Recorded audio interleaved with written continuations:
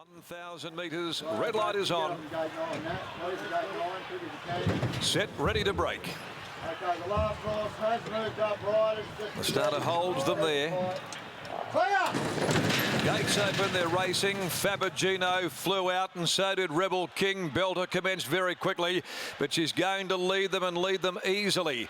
Fabagino from Belter as they settle down. Rebel King and Essential Spice kicking up underneath of Saracino. 2 lengths Hoboken undisclosed. Further back the Celt, Prophet Street and Snow Lord immediately drops out to the back of the field. At the 600, Fabagino looking for a little more rain against Nucky led the way. It's a length and a half clear of Belter as they come to the corner, so it's a cloak of grey at the 400. Then 2 lengths behind them, Saracino and Essential Spice urged along. Rebel King dropped off them.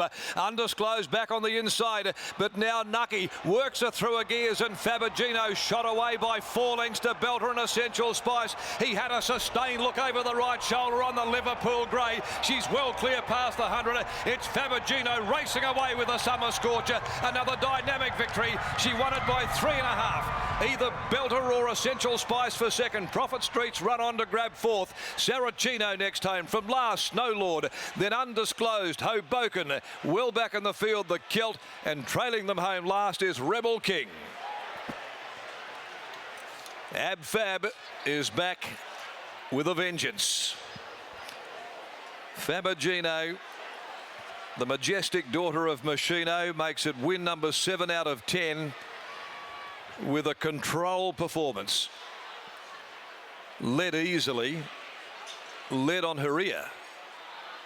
Belter tried to stay with her, the other grey, but as soon as he gave her half an inch of rein, she was a length and a half in front. And then when he gave her an inch of rein in the straight, she was 4 clear. Belter might just cling on for second in front of Essential Spice. So 5, 4, 6, 3. Number 5, Fabagino. The Liverpool grey, as she's more affectionately known, by Machino from Miss Rosanna, a Dan Zero mare, for Jay Beasley, F. McDonough, Jay Tierney and Jim Anderson, bred by Jimmy Anderson, trained by Tiana Robertson, who's handled the mare so perfectly all of the way through. A big mare.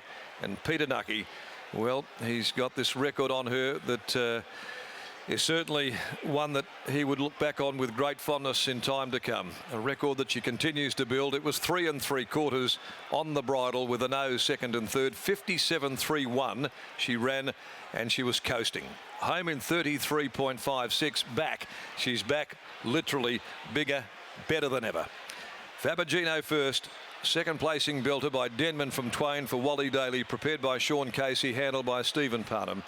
And third placing, 6 Essential Spice, a Gingerbread Man Falls County mare for Dan and Ben Pearce. Joey as a party in the saddle.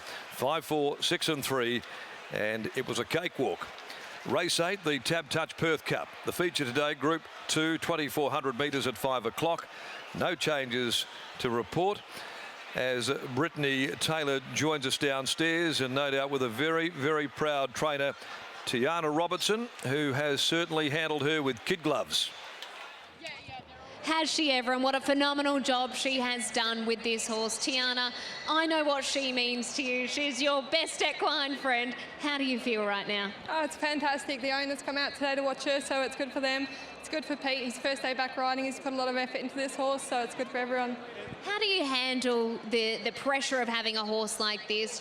We all know that you have to be so cautious in the way that you treat her and place her. How do you handle the emotions throughout the week? I've actually been pretty happy leading into this race. It's funny, a few starts ago I thought maybe she was closer to the end than the beginning, but she seems to be getting better, so it's a bit of a relief, and it's good to see the results on the track. It's exciting when you say she seems to be getting better. What is it that you see from her at home that suggests that you have seen improvement?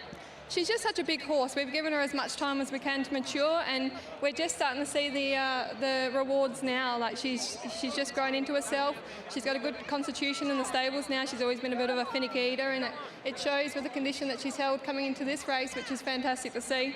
And mentally, we all remember her early days. She'd get very hot at the races. How is she going in terms of improving just with maturity? She's getting better. I mean, she travels down there. She is a hot horse. She's always going to be a hot horse, but we can get her relaxed in the stalls, which is good. There's nothing worse than watching her sit there sweating it out for an hour. So everything's just starting to fall into place with her, which is fantastic.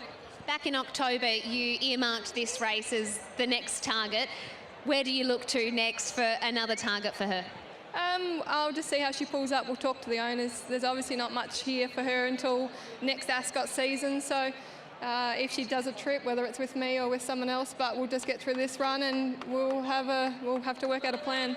Congratulations. Go and see her because it's a really well-deserved victory. Well done. Thanks. Tiana Robertson, trainer of Fabagino, and what a wonderful job she has done with this horse. She doesn't let anyone else ride her just about at home. Recently was able to catch up with Tiana for a story on Sky Thoroughbred Central and was able to get a little bit, know a bit more about, I guess, what this horse means to her and the team. And I think, Scott, whenever you have to space a horse's runs like they do with Fabagino, every victory must just mean so much. Oh, it would, Britt. There's nothing more, well, there's nothing worse than temptation in life, and I'm sure when you have a win like that, the temptation is to go again and go again, but they take her interests first and they keep her fresh. I don't think that will actually go down as a first up run because it has to be 90 days between runs, but she was brilliant today. I've got Peter Nucky with me now. Nux, just how impressive was she today? Yeah, super today. Like going into her last run, she lightened off midway through going into that run. By the 10-week gap going in this race, she just got better and better and better. And she'd done a good gallop a week and a half ago, and I said, Tiana, this has got better. And she goes, yeah, well, at home, she's ticking every box that she has got better, and well, she proved it. Is she maturing? Is she getting better in terms of her headspace and how strong she can be? I think just Tiana knows her that well, and her strength is like 8-10 weeks between runs. Before, they were trying to do 2-3 weeks between runs, and each run was going off the boil, where now she's getting better and better doing this way, and you know, she's electric when she's like this. Reuniting in the Cup with Arctic Stream, what are excitement levels like and what are your expectations levels like? Yeah, well, he's in form. Like he's won 2 of his last 3. You know, the pace looks to be genuine looking at the tempo there, and hopefully I'm going to be the one storming home. Congratulations, Nux, well done. Thank you. A victory for Peter Nucky as well, having done so much work on this horse throughout her career. Well done to Tiana Robertson and Peter Nucky. Fabagino takes out the summer scorcher, Sky Thoroughbred Central. It's off to the break. Don't go anywhere though, because it's the big one next, the Perth Cup.